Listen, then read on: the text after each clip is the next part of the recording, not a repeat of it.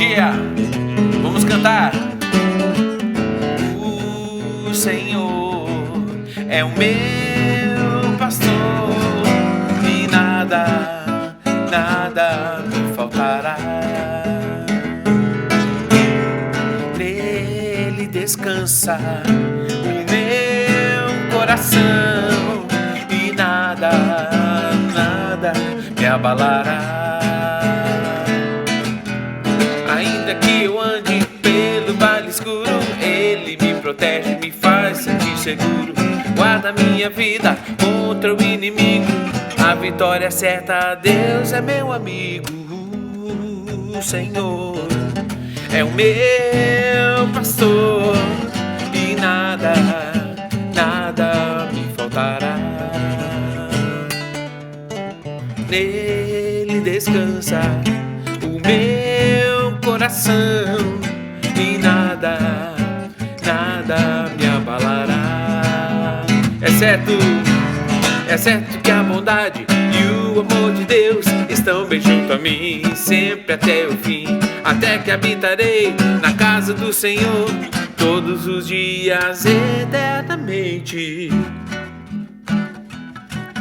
É o meu pastor e nada, nada me faltará. Nele descansa o meu coração e nada, nada me abalará. É certo que a bondade e o amor de Deus estão bem junto a mim, sempre até o fim. Até que habitarei na casa do Senhor todos os dias eternamente. O Senhor é o meu pastor e nada, nada me faltará. Nele descansa o meu coração e nada, nada me abalará. E nada, nada me abalará. E nada, nada me abalará.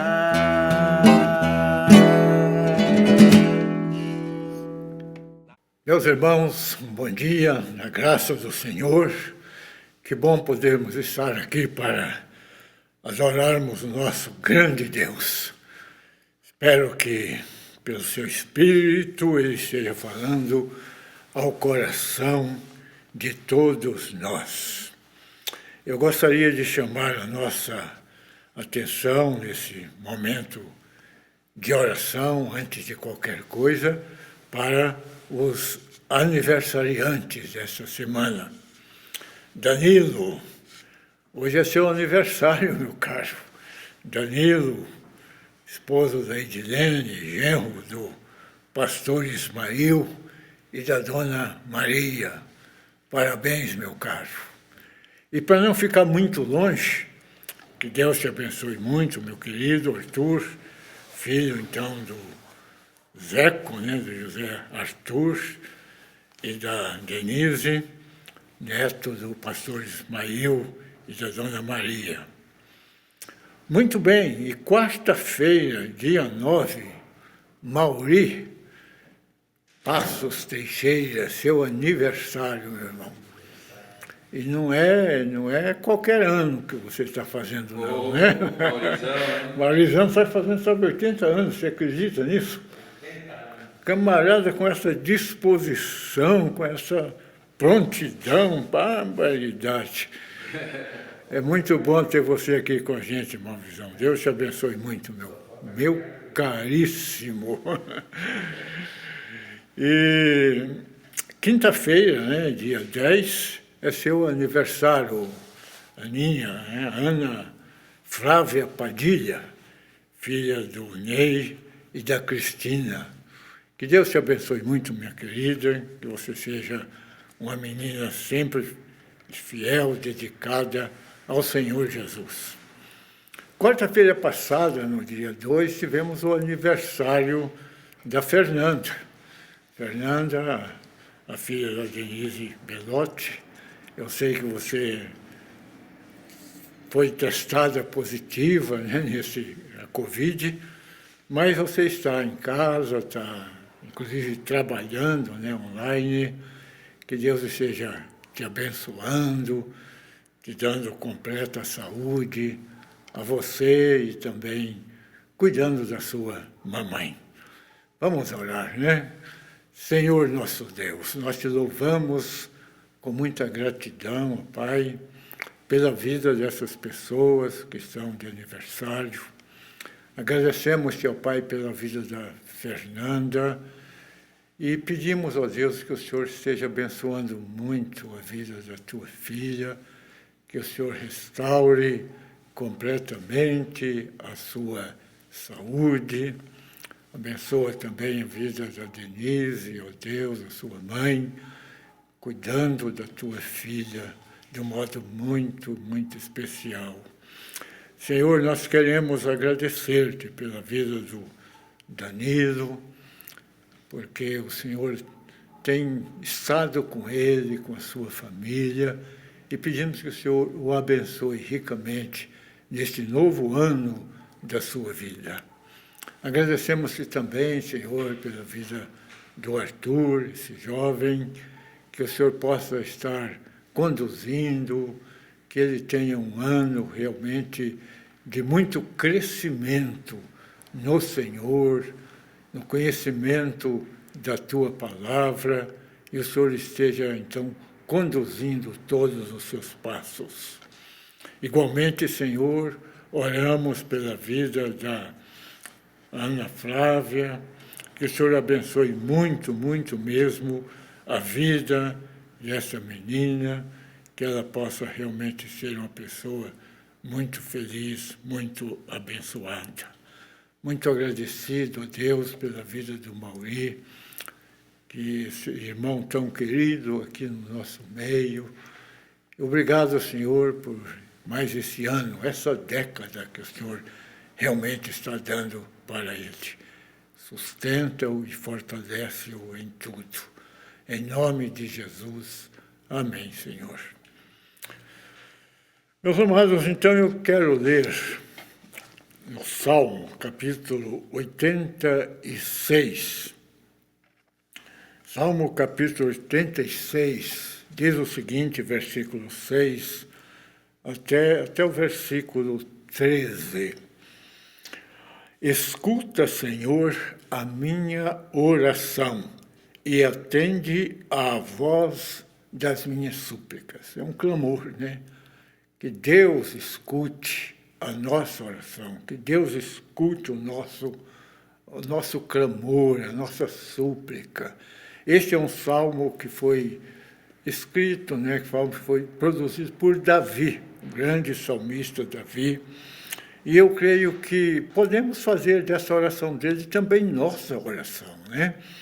Ele diz, por exemplo, no dia da minha angústia, clamo a ti porque me respondes. Às vezes podemos estar passando por angústia, eu posso estar, você pode estar. Então diga, Senhor, eu clamo a ti, na minha angústia, e o Senhor me responde. Os ouvidos de Deus não estão agravados, meus irmãos, para não ouvir a nossa súplica. Se há pecado em nós, precisamos confessar para podermos ter comunhão com Ele e saber que Ele nos atende em nossa angústia. Não há entre os deuses semelhante a ti, Senhor, e nada existe que se compare às tuas obras. O nosso Deus realmente é esse Deus incomparável, não há outro. Todas as nações que fizeste virão prostrar-se diante de ti, Senhor, e glorificarão o teu nome. Então, muitas nações, muitos povos que hoje zombam do nosso Deus, hão de um dia prostrar-se diante dele, confessar que Jesus é Senhor, para a glória de Deus Pai. Pois tu és grande, Deus é grande, meus irmãos, e operas maravilhas, só Tu és Deus.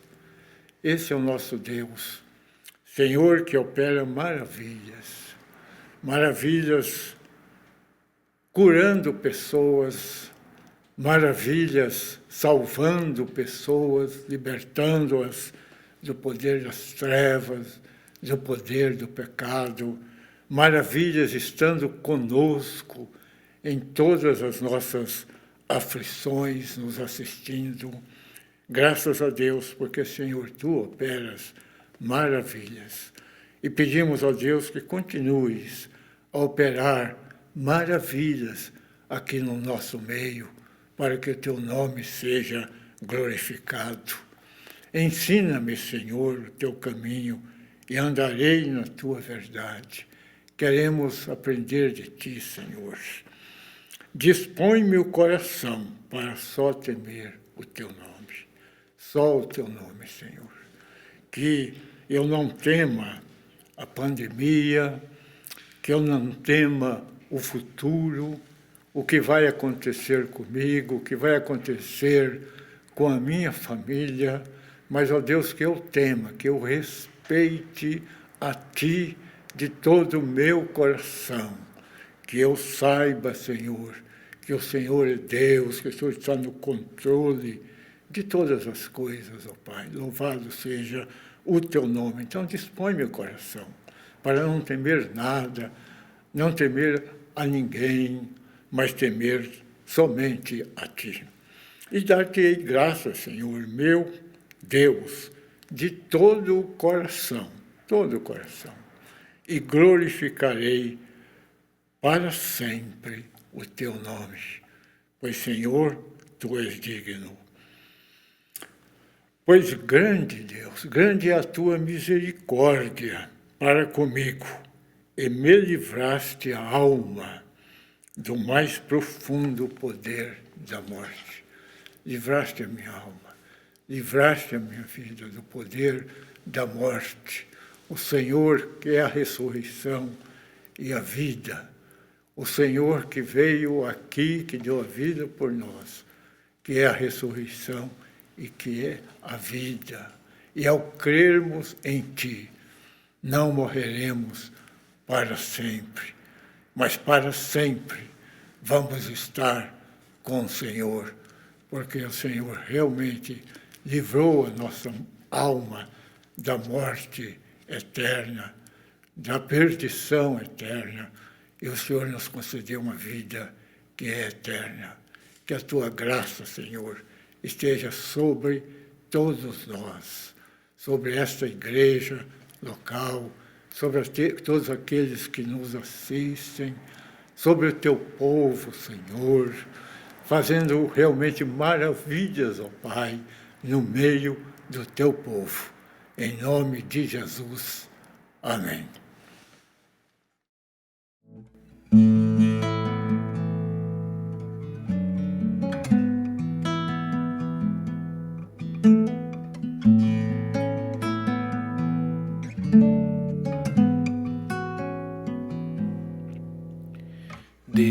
Deus, somente Deus, criou o mundo e o que nele há. O ser que pode respirar existe para mostrar a glória do Senhor. Deus, somente Deus, os seus mistérios pode revelar, os seus desígnios quem jamais um dia conheceu, pois Deus somente é Deus, somente Deus domina o trono do universo. a voz da criação se erga para dar louvor somente a Deus. Deus, somente Deus, eternamente em nós há de inspirar a alegria de adorar, desejo de exaltar a Deus, somente a Deus. Deus, somente Deus, domina o trono do universo. Que a voz da criação se erga para dar louvor somente a Deus. Deus, somente Deus, domina o trono do universo.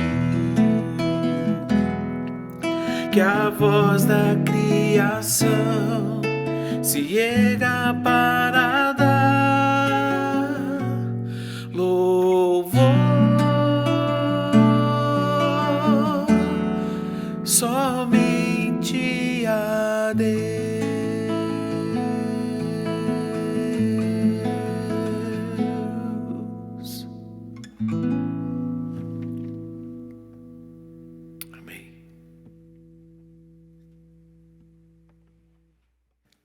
Muito bem, meus irmãos, bom dia. Vamos dar continuidade ao estudo da Palavra de Deus, estudo que estamos fazendo sobre Jesus, sobre a pessoa de Jesus e o que Ele nos ensina e como nos ensina, inclusive, como devemos viver. E eu quero ler primeiramente no Evangelho de João, no capítulo 1. Começando então no primeiro versículo, que diz assim: no princípio era o Verbo, e o Verbo estava com Deus, e o Verbo era Deus. Ele estava no princípio com Deus. Todas as coisas foram feitas por intermédio dele, e sem ele nada do que foi feito se fez.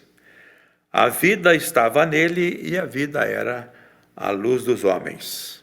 A luz resplandece nas trevas, e as trevas não prevaleceram contra ela. Houve um homem enviado por Deus, cujo nome era João, isto é, o João Batista, né? Ele veio como testemunha para que testificasse a respeito da luz, a respeito de Jesus, a fim de todos virem a crer por intermédio dele. Ele não era a luz, mas veio para que testificasse da luz, a saber, a verdadeira luz que, vinda ao mundo, ilumina a todo homem. O Verbo estava no mundo, o mundo foi feito por intermédio dele, mas o mundo não o conheceu. Veio para o que era seu, e os seus não o receberam. Mas a todos quantos o receberam, deu-lhes o poder de serem feitos filhos de Deus, a saber, aos que creem no seu nome, os quais não nasceram do sangue, nem da vontade da carne, nem da vontade do homem, mas de Deus. E o Verbo se fez carne e habitou entre nós, cheio de graça e de verdade, e vimos a sua glória, glória como do unigênito do Pai. João testemunha a respeito dele, isto é, de Jesus, e exclama: esse é o de quem eu disse, o que vem depois de mim. Contudo, tem a primazia, porquanto já existia antes de mim. porque todos nós temos recebido da sua plenitude e graça sobre graça. Porque a lei nos foi dada por intermédio de Moisés. A graça e a verdade vieram por meio de Jesus Cristo. Ninguém jamais viu a Deus. O Deus unigênito, que está no seio do Pai, é quem o revelou. Então, essas palavras aqui de João, na sua introdução, falando sobre Jesus, o Verbo, Deus que se fez carne e habitou entre nós. E João, ele destaca muito a importância de crer em Jesus. Crer em Jesus. Ele usa muitas vezes este verbo do crer, isto é, assumir um compromisso com Jesus. Não é só crer que Ele existe, mas crer quem Ele é, no que Ele fez, e o crer que envolve também uma entrega da vida, ou como está no versículo 12, receber Jesus para ser o Senhor da sua vida, ser o seu Salvador. É uma decisão pessoal de cada um, e o plano de Deus é que todos possam crer em Jesus, né? E o versículo, creio que mais conhecido do Evangelho de João, é o João 3,16, né, que fala do amor de Deus. Porque Deus amou o mundo aí são as pessoas, de maneira que Ele deu o seu Filho unigênito, único da espécie, não há outro igual, para que todo aquele que nele crê não pereça, não se perca, mas tenha a vida eterna, possa participar do reino que Jesus veio a inaugurar quando esteve aqui, e que vai ter a sua consumação na sua segunda vinda, e aí então entraremos na vida eterna. E é o desejo de Deus para todas as pessoas.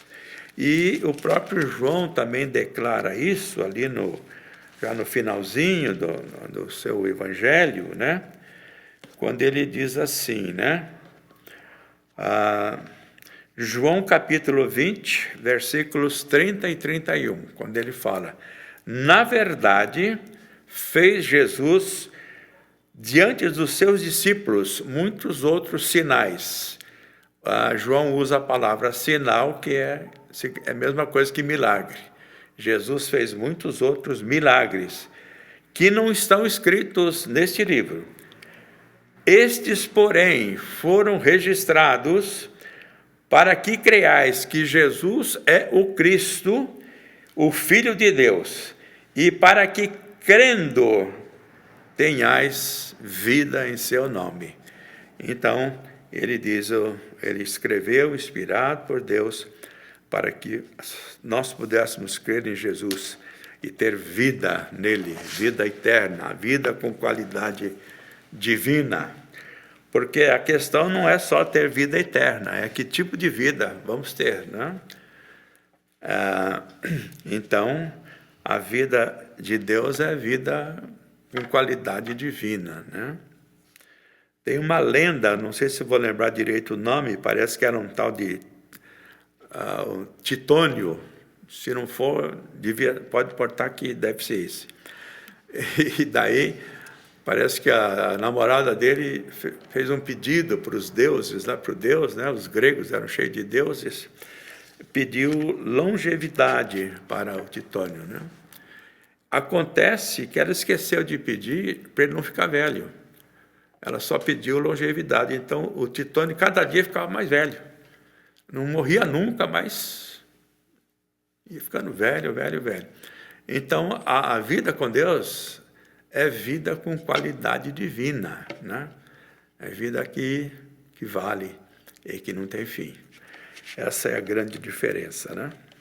Muito bem, então, vamos continuar falando sobre Jesus e vamos dar continuidade ao nosso estudo sobre o estilo de vida de Jesus. Como que Jesus viveu aqui quando ele esteve aqui, no período de 33 anos que ele passou aqui, mais especificamente no período do seu ministério, de 3 anos. Como vimos, temos algumas informações, temos boas informações sobre o seu nascimento, a sua chegada a este mundo, como tudo ocorreu, e depois temos só um acontecimento registrado quando ele tinha 12 anos de idade, e daí temos pouquíssima informação sobre este período dos 12 aos 30 anos, né? Sabemos, pelas poucas informações que temos, que ele viveu lá na cidade de Nazaré, juntamente com sua família, né? Sobre José não temos mais nenhuma informação, sobre a mãe de Jesus temos, né? Inclusive ela estava presente na sua crucificação, e lá tinham seus irmãos, quatro irmãos, 2 irmãs, uma vida simples, né? Na cidade de Nazaré. Na Galiléia, como eu falei, era uma região que não era bem vista pelos judeus, especialmente os que moravam em Jerusalém, na Judéia, né? Muito bem, então, e a gente está falando sobre os desafios que Jesus nos apresentou. Porque Jesus veio aqui para morrer e dar a sua vida, para nos libertar dos nossos pecados, pagou o preço do nosso resgate, éramos escravos do pecado, condenados à perdição, e Jesus pagou o preço com seu sangue para nos libertar. E essa foi a sua missão principal aqui, né? Mas Jesus fez muitas outras coisas, e entre elas, ele nos ensinou a viver como gente. Viver como gente, porque nós vemos aí em João que o Verbo se fez carne e habitou entre nós. E aqui ele viveu. Então, mostrou como devemos viver, como pessoas, como gente, né?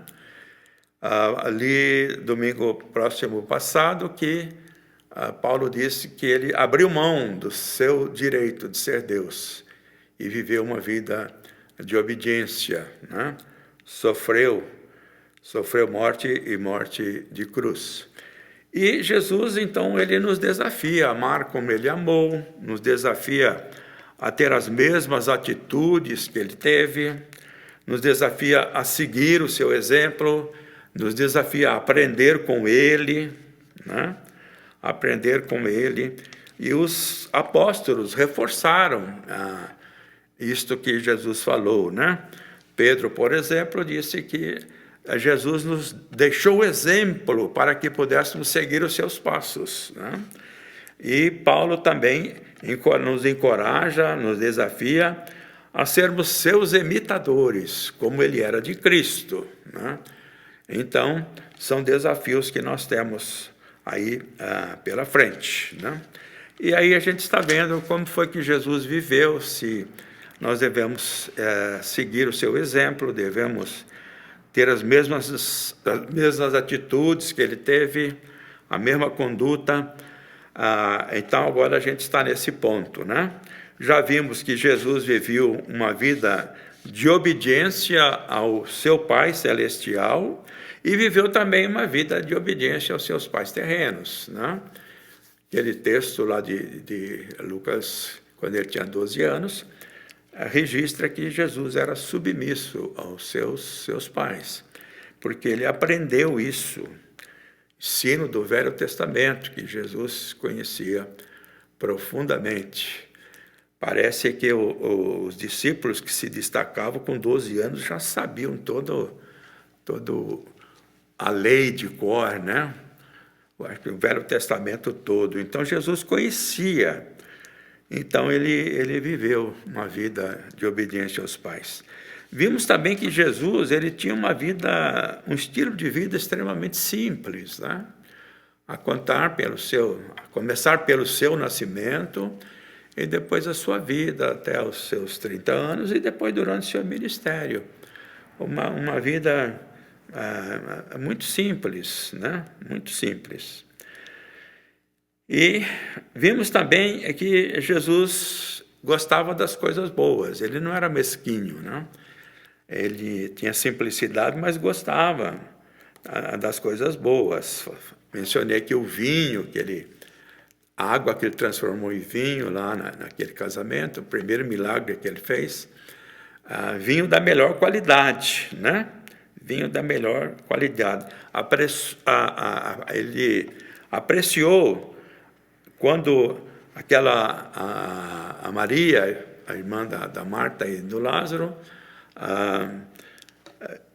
derramou perfume caríssimo nos seus pés, e a outra mulher chamada de mulher pecadora, né?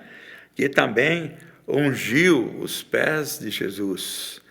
Jesus apreciou, e o texto fala que a qualidade do perfume era muito boa, coisa de primeira linha mesmo, né?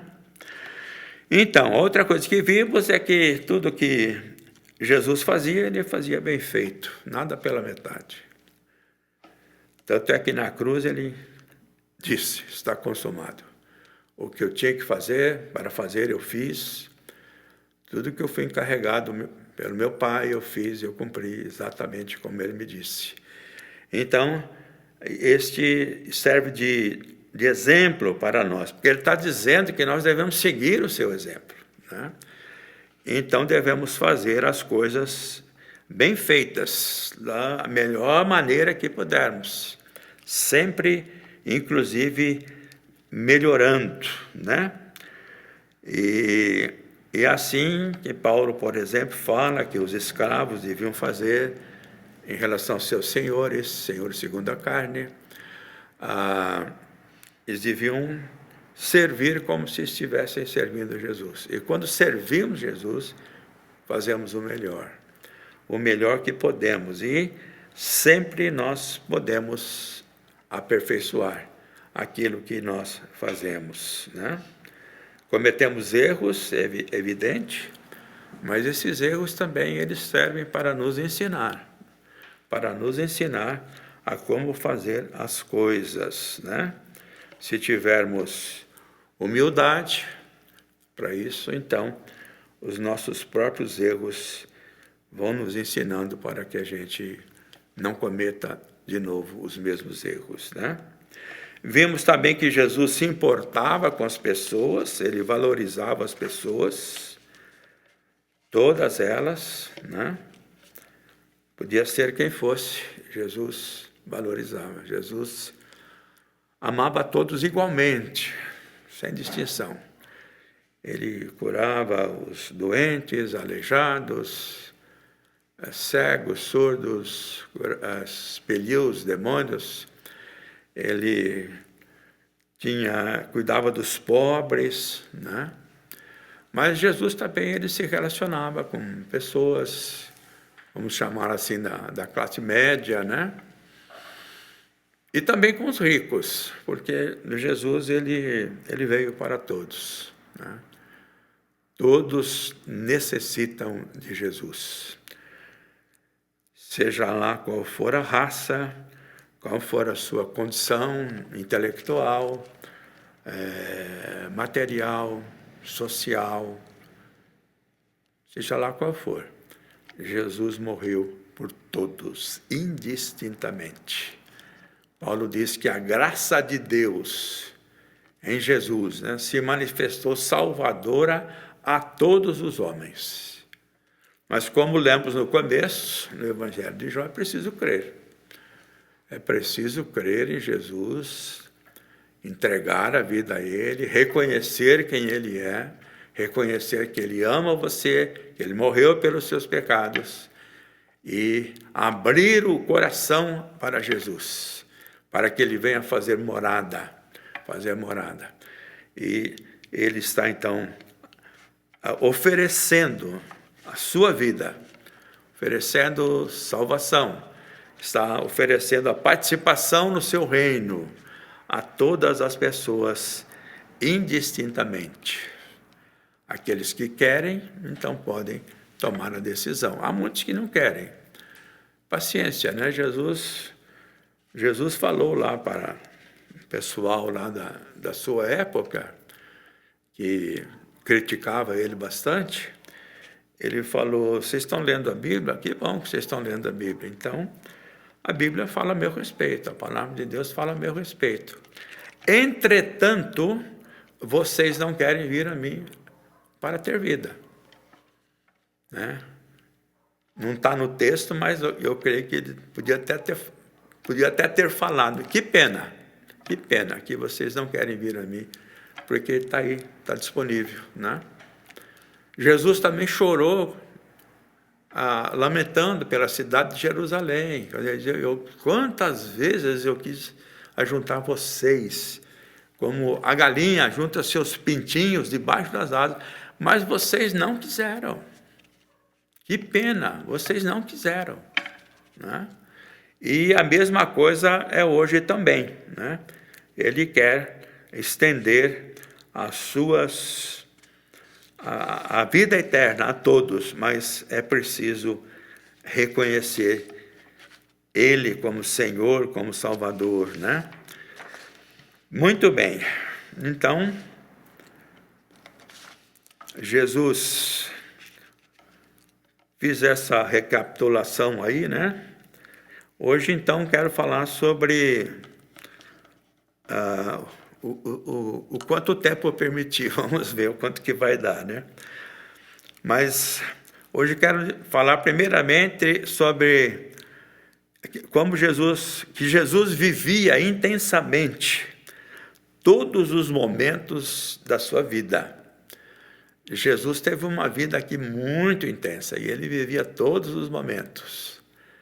Ele saía de madrugada para orar, levantava cedo para isso, não tinha hora ruim para ele ia visitar cidades, ia com os pescadores, e era uma vida intensa. Dá para a gente perceber isso na última semana dele, quando ele estava a caminho de Jerusalém para ser crucificado.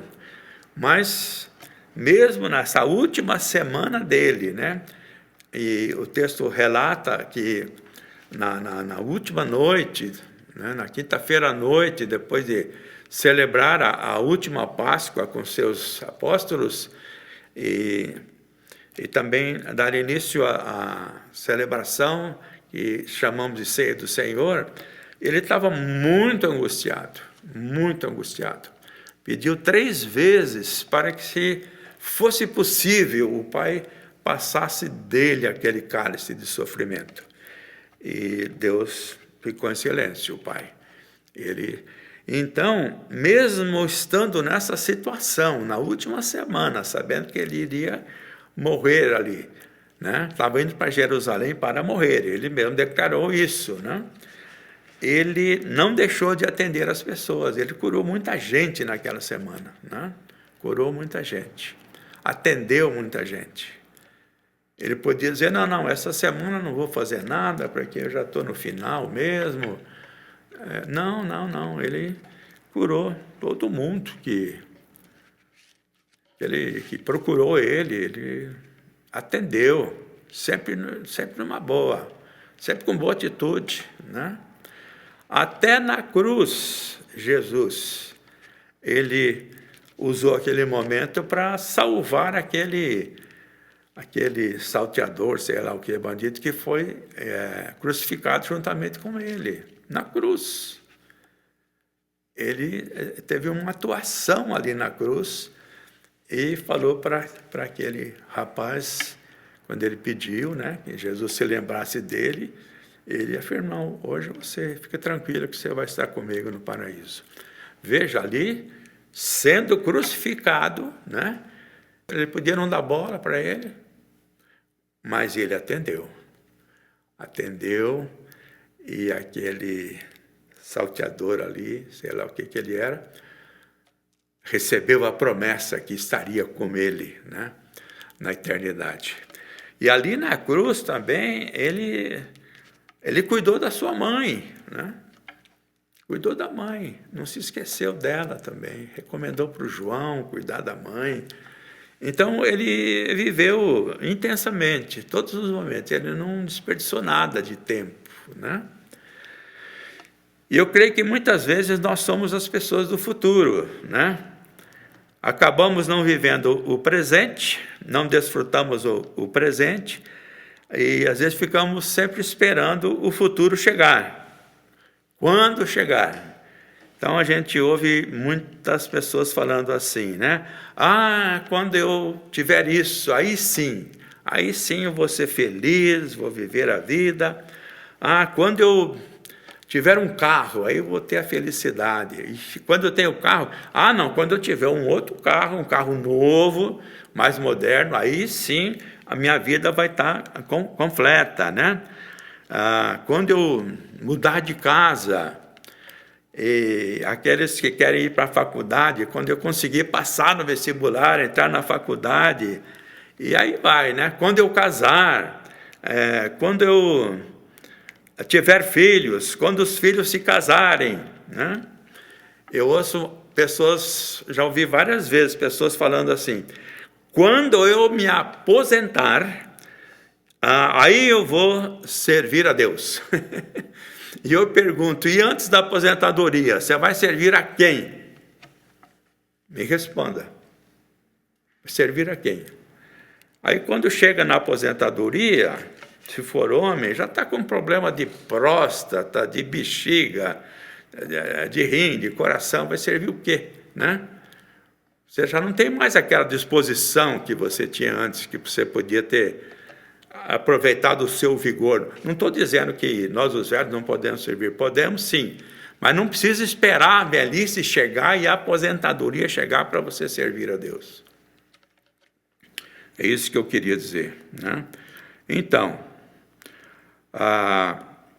as pessoas vivem muito no assim que isso acontecer, então aí vai ser legal, né? Assim que. E vai sempre assim. E parece que temos que mudar o assim que pelo ainda que, né? Assim que passar a pandemia, aí eu vou servir a Deus. E agora você está servindo a quem, né? Então, ainda que a pandemia continue, nós vamos servir a Deus, né? Ainda que. Porque estamos aqui nesta vida para viver todos os momentos que eles são preciosos, que Deus nos dá. A vida é um dom de Deus e Deus nos dá o tempo aqui para a gente utilizar de maneira boa, né? Então temos que cuidar, né, com o que a gente está usando o tempo que temos, né? O que você faz durante a sua vida que realmente é útil? E quais são as coisas inúteis na sua vida que você tem que largar de lado? Pense nisso. Jesus, ele se preocupava em fazer aquilo que era importante e necessário. Se ele fala que a gente tem que aprender com ele, então temos que aprender isso também, né? Então, quero agora, em 9º lugar, né, na minha lista aqui, quero dizer que Jesus tinha consistência no seu caráter. Consistência no seu caráter.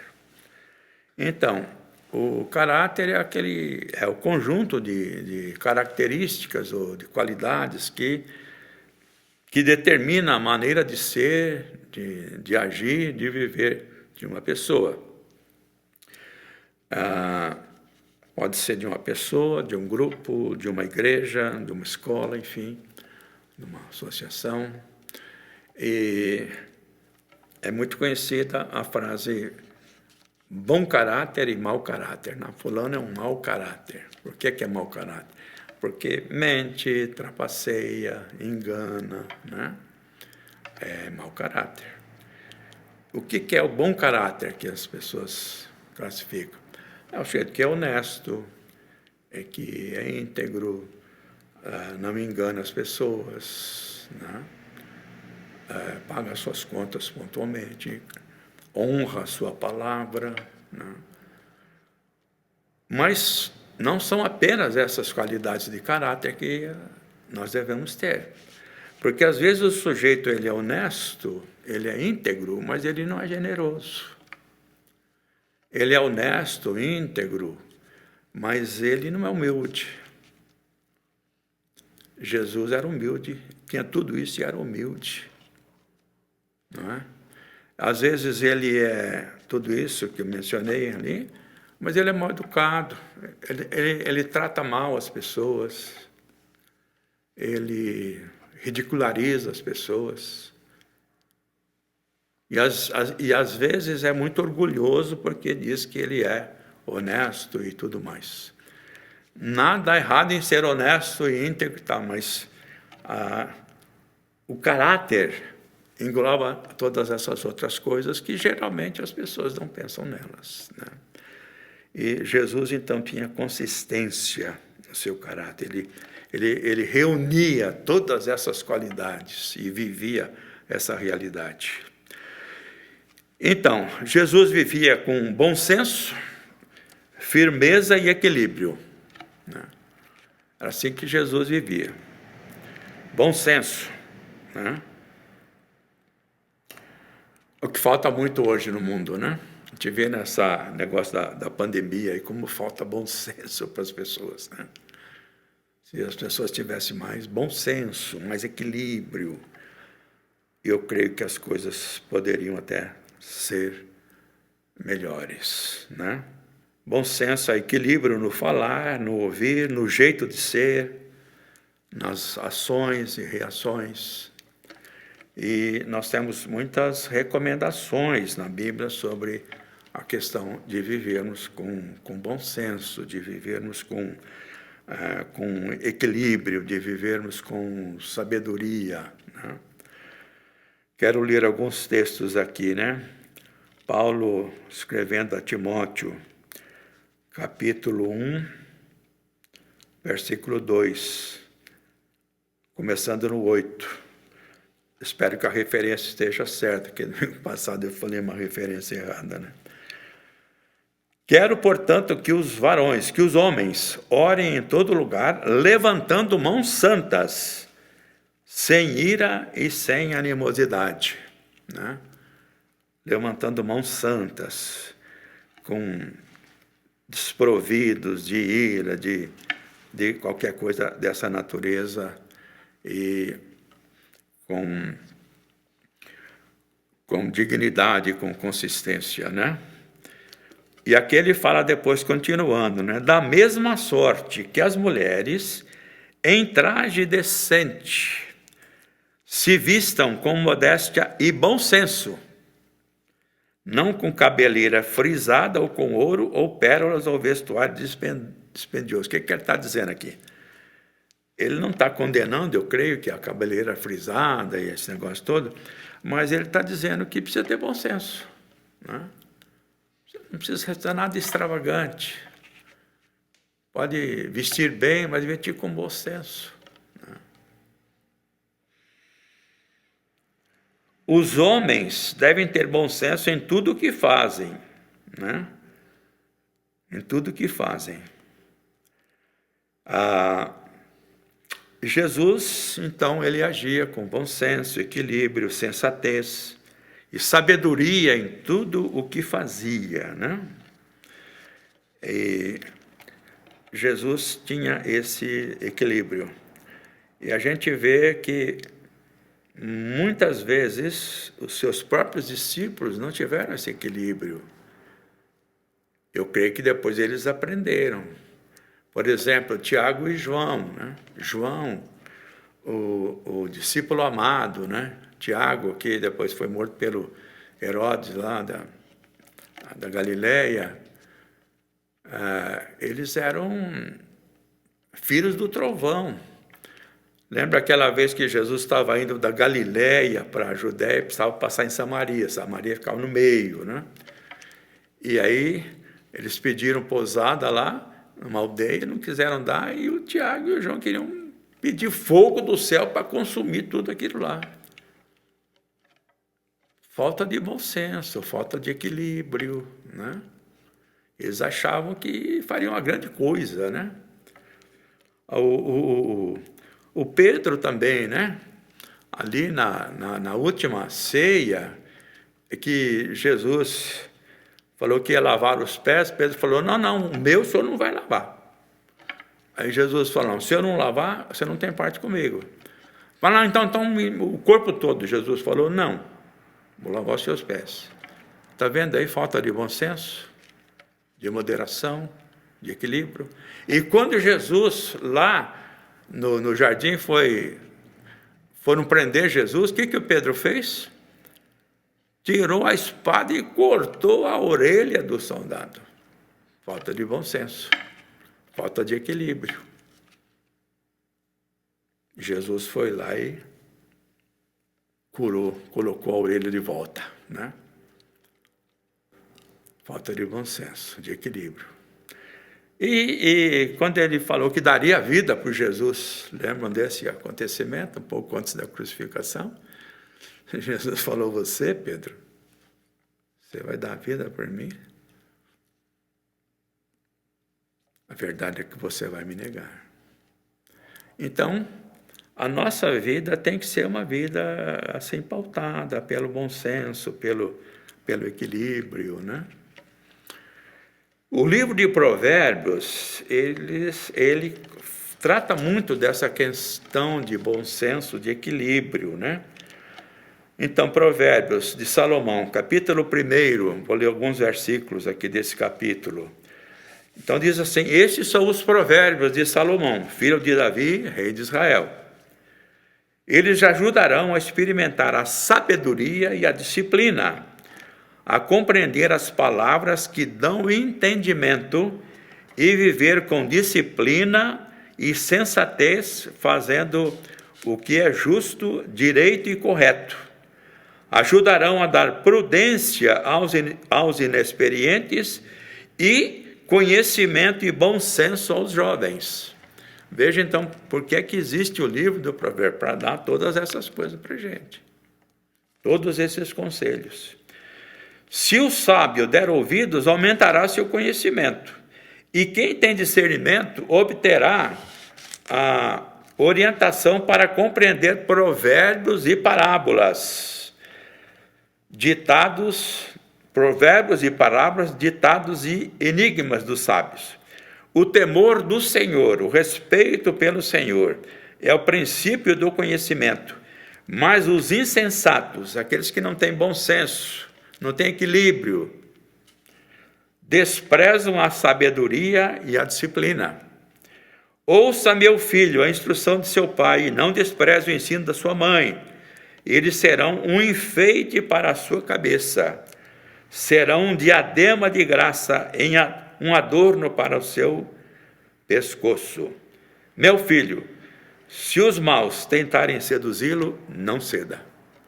Veja então que eu li 10 versículos de Salomão, de Provérbios, só que Provérbios tem 31 capítulos, com conselhos, assim, para vivermos essa vida de equilíbrio, com bom senso, sensatez, né? Vou ler mais um pouquinho aqui em Provérbios. Provérbios 3, 21 a 24. Filho meu, ou meu filho, guarde consigo a sensatez e o equilíbrio. Nunca os perca de vista. Trarão vida a você e serão um enfeite para o seu pescoço. Então você seguirá o seu caminho em segurança e não tropeçará. Quando se deitar, não terá medo e o seu sono será tranquilo. E vai por aí afora, né? Nós temos exemplos nas cartas, por exemplo, Tito, né? Quando Paulo escreveu para Tito, capítulo 2, começando no versículo 1, olha o que ele diz. Você, porém, quer dizer, você, Tito, fale o que está de acordo com o ensino correto. Ensine os homens mais velhos, que Tito era jovem, né? A serem sóbrios, dignos de respeito, sensatos, sadios na fé, no amor e na perseverança. Estão vendo aí? Ensinar os mais velhos. Porque tem a pessoa que é velha, mas não tem essas coisas. Porque ser velho não é sinônimo de maturidade. Às vezes o sujeito é velho, mas não tem maturidade nenhuma, né? Então, você precisa ensinar aí os mais velhos a terem essas qualidades: respeito, sensatez, né? Sobriedade. Semelhantemente, ensine as mulheres mais velhas a serem reverentes na sua maneira de viver, a não serem caluniadoras nem escravizadas a muito vinho. Parece que as mulheres gostavam de um vinhozinho, né? Mas a serem capazes de ensinar o que é bom. Assim, elas poderão orientar as mulheres mais jovens a amarem seus maridos e seus filhos a serem prudentes e puras, a estarem ocupadas em casa e a serem bondosas e sujeitas aos seus próprios maridos, a fim de que a palavra de Deus não seja difamada. Veja então que ele está falando para os homens, para os mais velhos, falando para os jovens, falando para as mulheres, e agora para os jovens. Da mesma maneira, encorajo os jovens a serem prudentes, a terem bom senso, a terem equilíbrio na vida.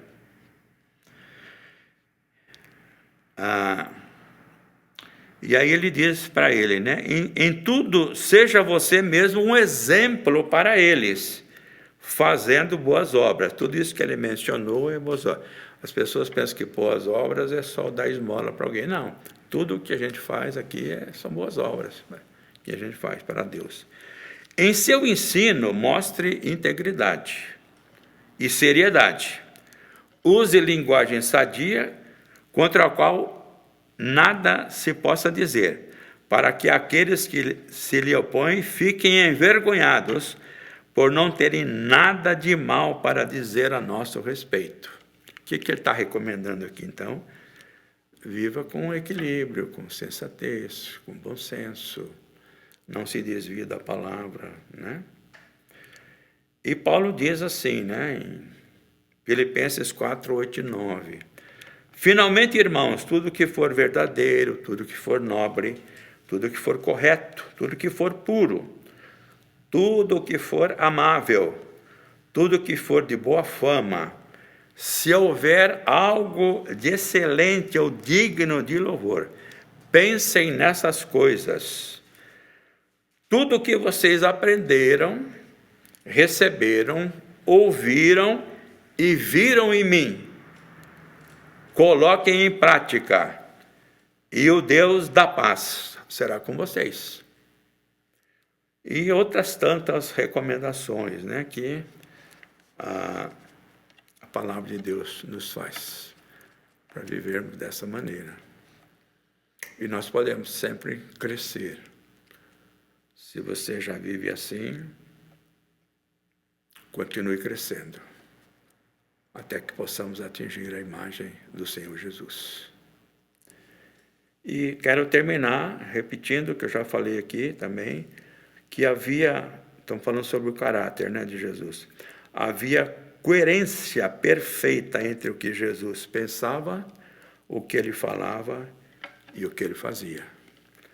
Então, é este Jesus que disse para os seus discípulos da época e para os seus discípulos de hoje, é este Jesus que está dizendo, eu dei o exemplo para vocês, então sigam o meu exemplo.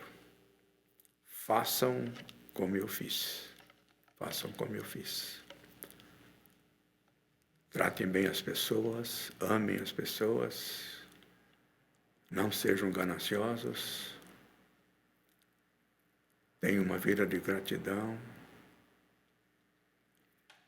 Os filhos devem honrar seus pais, os pais devem tratar bem seus filhos, o marido tratar bem a sua esposa, a esposa bem o marido. Isso, então, é viver com bom senso, equilíbrio e sensatez. E Deus se agrada disso. Que Deus nos dê graça, então, e sabedoria para colocarmos estas verdades em prática, e que elas não fiquem apenas no papel, né? Ao terminar de ouvir esse estudo, pense na sua vida, o que é que você precisa e pode melhorar, né? Se tem alguma coisa que está fazendo errado, pare de fazer. Se está fazendo bem, verifique como que você pode fazer melhor ainda, né? Lembrando que Jesus, tudo que ele fazia bem feito. Bem feito. E que Deus nos dê graça, né? Para que a gente possa procurar viver desse jeito. E se a gente quiser viver assim, Ele vai dar graça. Eis que estou convosco todos os dias, até a consumação dos séculos. Ele falou para os discípulos: sem mim vocês não podem fazer nada. Ele voltou para o Pai, o Espírito Santo veio para estar em nós e para nos capacitar a viver assim. Mas nós temos que permitir que o Espírito Santo domine a nossa vida. Porque eu tenho dentro de mim e você dentro de você a natureza carnal, pecaminosa, que não gosta nada das coisas do Espírito. Está dentro da gente isso. Por isso Paulo fala que a carne, natureza pecaminosa, luta contra o Espírito Santo. Então, ele diz: vivam no Espírito, porque essa é a melhor vida. Senhor Deus, que a tua boa mão esteja sobre nós. Obrigado pela tua palavra, obrigado pela vida de Jesus, por tudo aquilo que ele fez e faz por nós, pelo exemplo que ele nos deixou e pela vida que podemos ter nele. Louvado seja o teu nome, Senhor, por tudo isso. E que o Senhor nos ajude a cada um de nós, cada pessoa que vai ouvir esse estudo, que possa refletir sobre a sua vida e possa verificar como que ela pode glorificar o teu nome. E o que nós queremos, ó Deus, não é nada para a nossa glória. Nós queremos que as pessoas olhem para nós e possam glorificar a Ti, através daquilo que fazemos, como vivemos, como lidamos com as pessoas, através das nossas atitudes e do nosso bom senso. Louvado seja o teu nome, porque um dia a tua palavra foi revelada ao nosso coração. Temos profunda gratidão por isso, ó Deus, profunda gratidão pelo teu projeto de vida para nós.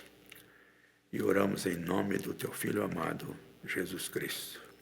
Amém.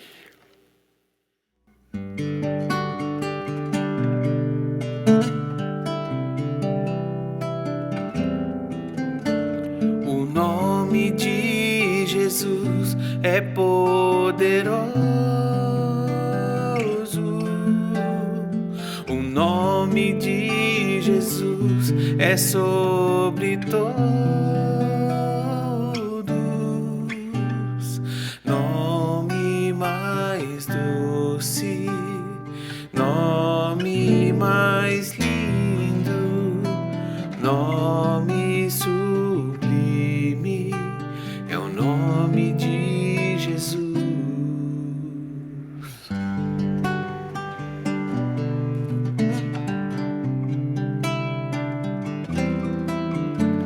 O nome de Jesus levanta os mortos. O nome de Jesus sara os feridos. Nome mais santo, nome mais puro, nome bendito, é o nome de Jesus.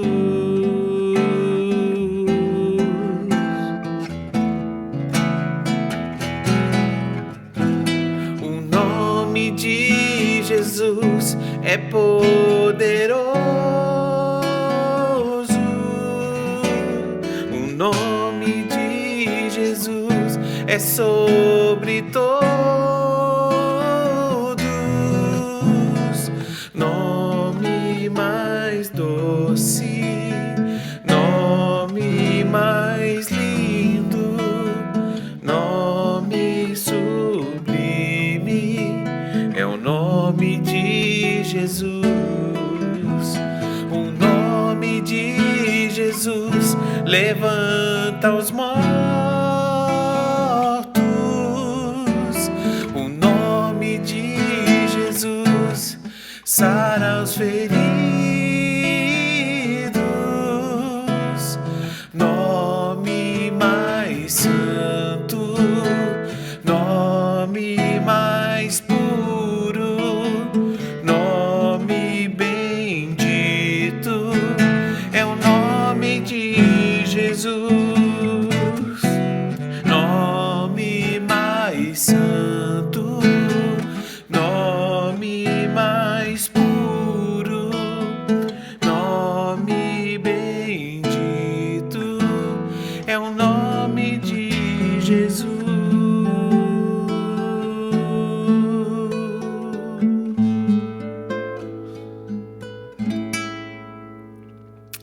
Nome poderoso é o nome do nosso Jesus, o nosso Senhor e Salvador. Graças a Deus. Uma boa semana, um grande beijo. Fiquem com Deus e até domingo que vem. Tchau.